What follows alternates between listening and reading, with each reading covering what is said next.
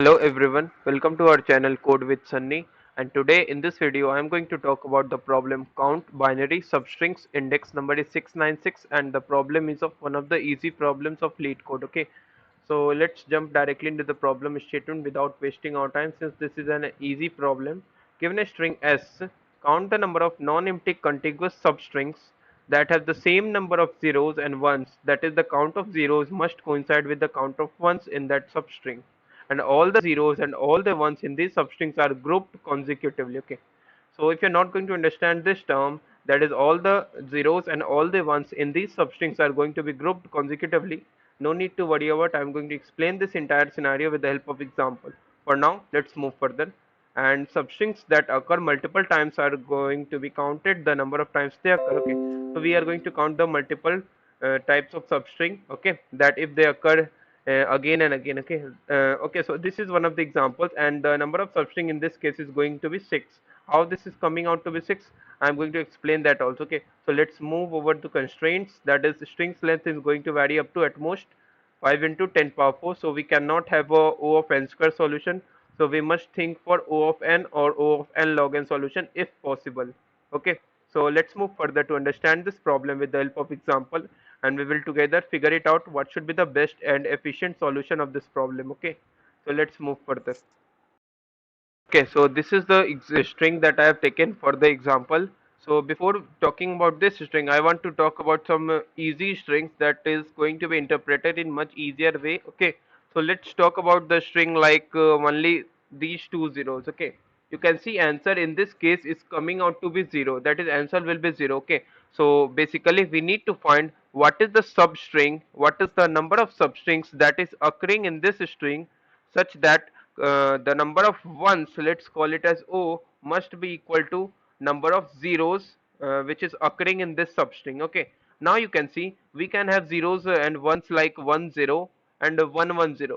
This is our substring where the number of ones will be equal to the number of zeros, but this substring is not a valid substring of the given substring, and we should not count such type of strings to our answer. And the reason is, if you focus on the problem statement, it says that the all the ones and the zeros and all, that is, all the ones and zeros must be grouped together, that is consecutively, in these substrings. Okay, you can see zeros and this zero are going to be placed apart. Okay, so I think I've missed one more zero over here. Okay, now you can see 3 is going to be equal to 3, number of ones is going to be exactly equal to the number of zeros, but you can see the zeros and ones are not going to be grouped together. And what is the valid substring in this case? You can see the valid substring would be like either triple zero and then 1, or the valid substring would be like triple one and then followed by all the zeros. Okay, that is, all the ones either come up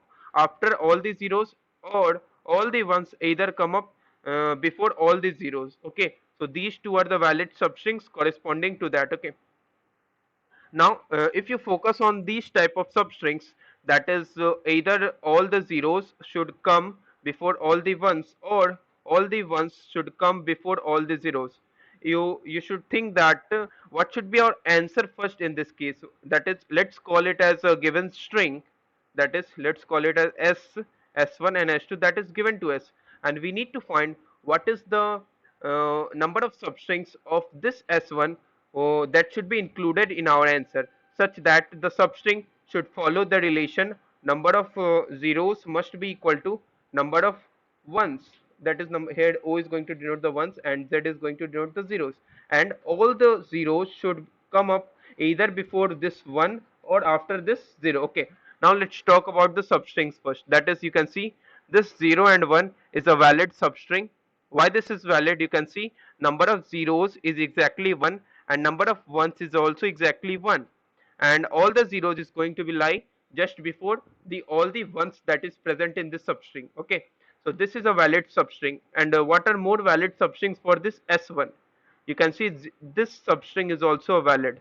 That is, I am going to talk about this one, 0 0 1 1. You can see the number of ones is 2 and number of zeros is also 2, which are equal, and all the zeros is going to lie just before all the ones that is present in this substring. Okay, so this is also a valid substring. And what are more valid substrings? Entire S1 is also a valid substring. Why?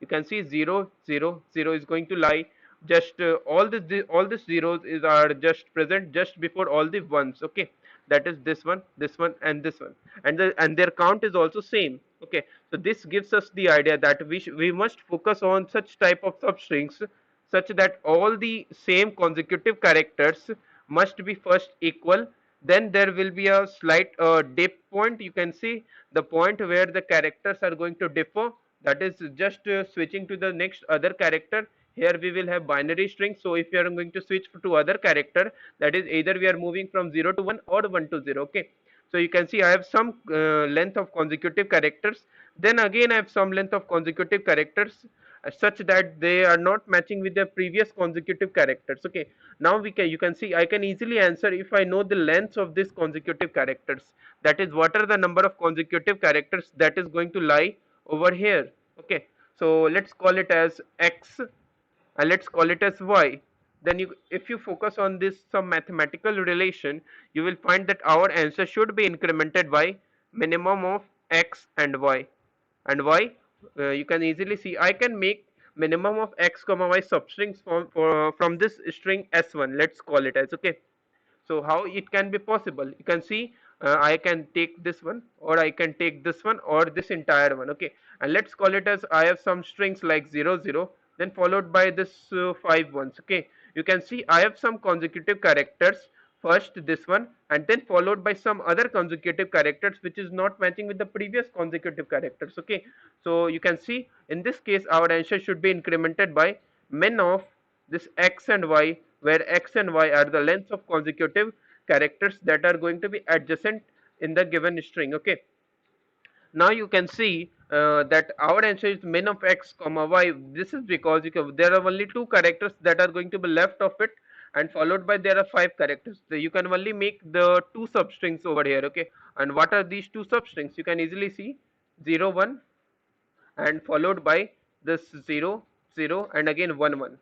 Okay, you can see this is following the relation that we have been given in this problem statement, that is number of ones is either equal to the that is number of ones should be equal to the number of zeros present in this substring, and also the all the ones or all the zeros must lie to the all the that is all the other characters that is going to be present over there. Okay, that is all the zeros must be lying all to the left of all the number of ones, and also either this condition hold or all the ones should lie just before all the zeros present over this substring. Okay, now one observation is also there over, that is either you are going to store all the consecutive characters frequency in a vector, or if you focus on some more mathematical relation, you just notice that we need the occurrence of the that is consecutive characters just previous for that. Okay, okay, so for now if you are not understanding this, let me just write down one statement, that is you can see if this is the consecutive character, what is its length?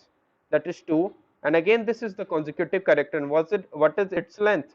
You can see again 2, and if this is also consecutive character, its length is 2, and this is also consecutive character, its length is 2. So okay, so if you focus on the consecutive characters, you can easily see I need only the adjacent ones. Then what are those adjacent ones characters? Okay, so let me just mark it out. If you are focusing on these two, that is 0 0 and 1 1, you can see our answer should be incremented by min of this 2 and 2, and this is one of the substrings. You can see this 0 1 should be included, and this finally 0 1 should be included. And if you move further to the next of substrings, you can easily see I should talk about these two characters, that is this length of 4 substring. Okay, and this is 1 1 and this is 0 and this is 0, and our answer should be again incremented by min of this 2 and 2. And you can see I'm just talking about these two uh, count, that is these two frequencies. Okay, so if you either store all the consecutive characters in the string frequency in a vector and just find out, just increment your answer by the min of the adjacent characters of this vector. Okay, otherwise if you for directly want a OFN solution in a single one pass without having an extra space of a vector that I am going to use here, you are if you just to store the previous consecutive character frequency, that is if I'm at here. Okay, my previous frequency is 0 and my current frequency is 2, that is this 2 1. And again, if we move to the next this character, you can see my current frequency would become 2, and my previous frequency is what, 2. You just need to increment your answer by min of this and this. Every time just you found a new frequency, just take the minimum of previous frequency and my current frequency and just update the previous frequency with my current frequency. Okay, so if you are not going to understand this entire scenario till yet, no need to worry about, I'm just going to explain this entire scenario while doing the live coding of this session. Okay, so let's move further to the coding part. Okay, so let us talk about the actual, you can see I'm going to talk about the entire. Okay, so let me code it out as fast as possible. Okay, so you can see I have a int count binary substring, so where I need to just return total number of distinct binary substrings that we should have. Okay, so let me just first take it n as s dot length for the reference. Okay, and let me take some answer variable also, and let me take some count as variable also, count as 1. Okay, for if you take the consecutive characters frequency. Okay, so for now just understand count is initialized with 1. Okay, so now let's iterate over the strings and check the adjacent ones. Okay, so I am going to start with 1 because I am going to check the adjacent previous characters. Okay, I plus plus.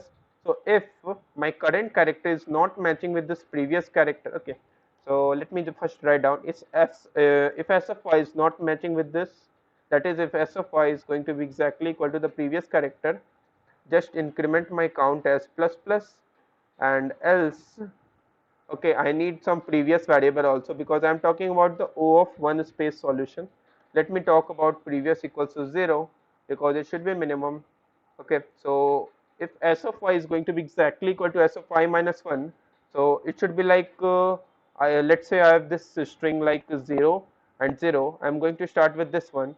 So if s of y is exactly equal to s of y minus 1, count becomes 2, and then we have 1, and again if s of I is not equal to s of I minus 1, I have this count as 2. Okay, so I am going to, it is valid because I must initialize my count as 1, because whenever we found adjacent character different, I will have the count as same value exactly equal to the number of same characters, same consecutive characters that is present over there in the previous part. Okay, so my count would become 2. Yes, okay, our answer should be incremented by min of this my current count comma this previous.